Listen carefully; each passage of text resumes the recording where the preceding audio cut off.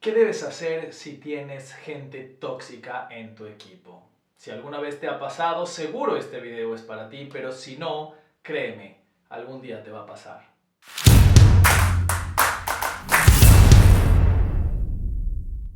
Muchas veces tenemos en nuestra organización gente que nos habla mal, que nos desafía, que nos lleva a la contra, que no nos hace caso, incluso que nos insulta. Y obviamente lo primero que nos preguntamos es ¿qué demonios debo hacer con esta persona? Si fuera Homero Simpson, lo ahorcaría como a Bart. ¿Cómo debo manejar este tipo de situaciones?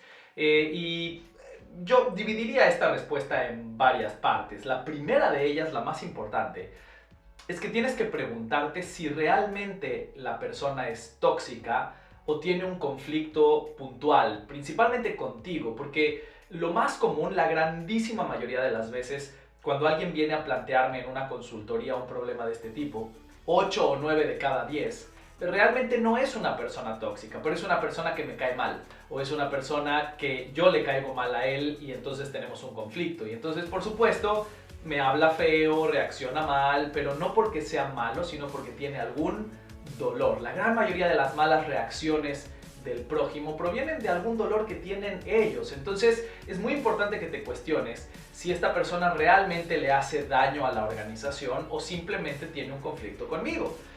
Y si me doy cuenta que no es una persona que le hace daño a la organización, que no es alguien que promueve que todo el mundo sabotee, que no es alguien que activamente está tratando de inculcar la cultura equivocada, que eso sería ser tóxico, porque literalmente tóxico, este término en liderazgo proviene del famoso ejemplo de la manzana podrida, ¿no? Que está podrida, está envenenada, es tóxica y empieza a pudrir otras manzanas alrededor.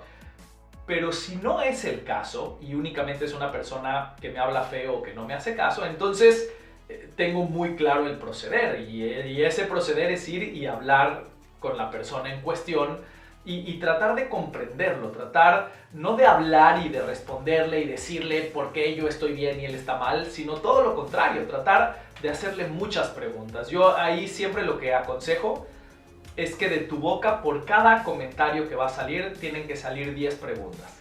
Cuéntame, ¿por qué estás así? ¿Qué hice yo para que estés así? ¿Qué es lo que crees que yo podría mejorar? ¿Qué es lo que podríamos mejorar los dos para trabajar juntos? Dadas las circunstancias de lo que me estás contando, ¿cómo crees que deberíamos proceder en el futuro? Preguntas, preguntas, preguntas. ¿Qué tienes? ¿Cómo estás? ¿Por qué estás así? Todo lo que a ti te permita saber cuál es la causa de la reacción de la otra persona, que muy probablemente está enojada, está dolida o tiene algún tipo de malestar en tu contra o en contra del equipo, del movimiento que estás creando. Entonces ese sería el primer paso, con su subsecuente segundo paso en caso que te des cuenta que no es alguien tóxico. Ahora, ¿qué pasa cuando sí es alguien tóxico y sí es una persona que está promoviendo que otros individuos también se comporten mal, que de alguna manera está haciendo proselitismo para que la mayor cantidad de gente sabotee? Bueno, en ese caso, definitivamente, ya lo dice el viejo y conocido refrán, a las manzanas podridas hay que cortarlas. Claro que si estás en un negocio tradicional, pues puedes despedir a ese empleado y listo, se termina el problema, y mientras antes lo hagas, mejor, porque muchas veces nos quedamos con gente que está tratando de hacer daño durante mucho tiempo solo porque son talentosos. Lo vemos mucho en el deporte. No voy a hablar de casos concretos, pero sabemos de futbolistas que son muy buenos, muy talentosos y de pronto empiezan a tratar de sabotear al entrenador. El entrenador no tiene los pantalones de correr a ese futbolista porque es el número 1 del país, y finalmente termina destruyendo a todo el equipo. Entonces, claro, el golpe de sacarlo va a ser duro antes o va a ser duro después. La diferencia es que si lo sacas antes, vas a tener mucho mejor resultado a largo plazo que si esperas a que destruya al equipo. Pero ¿qué pasa en redes de mercadeo, en venta directa, en equipos de voluntariado donde no puedes despedir a la gente? Bueno, cuando no puedes despedir a la gente, el último paso, a lo último que tendrías que llegar, si no logras negociar con esa persona, porque obviamente es ideal poder hablar y llegar a acuerdos en los cuales no haya agresión, llegar a un acuerdo de decir, ¿sabes qué? Respétame y te respeto, si no te gusta cómo trabajo lo entiendo, tú trabajas con tu gente y yo trabajo con la mía, pero en caso que eso no se pueda, entonces lo que vas a tener que hacer es quitarle por completo los reflectores. No vas a poder despedirlo porque no es tu empleado, no vas a poder evitar que hable porque no es tu esclavo, pero sí puedes quitarle los reflectores, sí puedes hacer que deje de aparecer en los videos, puedes hacer que deje de aparecer en el escenario, puedes hacer que deje de ser ese protagonista que normalmente le damos a las personas, ese protagonismo que normalmente le damos a las personas cuando son muy buenos haciendo su trabajo. Pero en este caso tienes que entender que para darle los reflectores a la gente y a ellos convertirlos en líderes, no nada más tienen que ser talentosos, también tienen que estar alineados con los valores del equipo. También tienen que ser ejemplares para el resto de la organización, porque la gente imita lo que ve. Y si tú tienes a una persona saboteadora en el escenario, obviamente el resto del equipo va a ser mucho más probable que también se conviertan en saboteadores. Repito, esto es únicamente con gente que está tratando de hacer daño masivo en la organización, no con gente que a ti te cae mal. Si a ti te cae mal, si contigo tienen un conflicto, ese no es motivo para quitarlos del escenario, ese no es motivo para alejarlos. Por el contrario, tienes que tratar de ampliar la amistad con esas personas.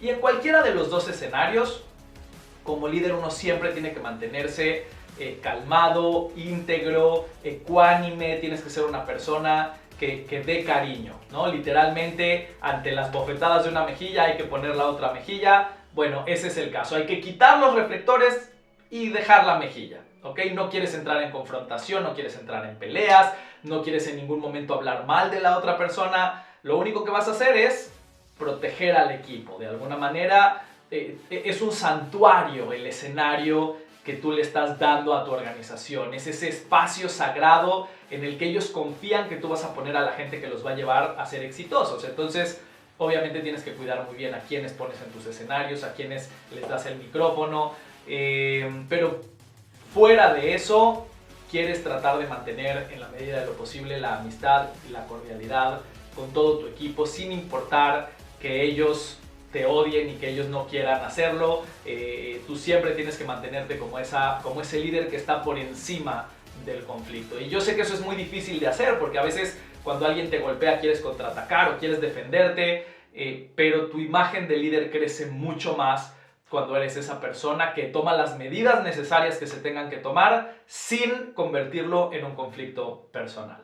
Bueno, ahí está, eso es mi opinión muy sincera acerca de cómo manejar a la gente tóxica o a aquellos que creemos que son tóxicos aunque realmente no lo sean. Nos vamos a despedir, solamente recuerda que si aún no estás suscrito, puedes hacerlo y activar la campanita para enterarte de todos los contenidos gratuitos que ponemos cada semana. Te recuerdo también que si tienes personas que quieras sugerir para ser oradores en la cumbre de líderes o en cualquiera de las entrevistas que hacemos todas las semanas, puedes sugerirlo en el formulario que vamos a dejar aquí abajo.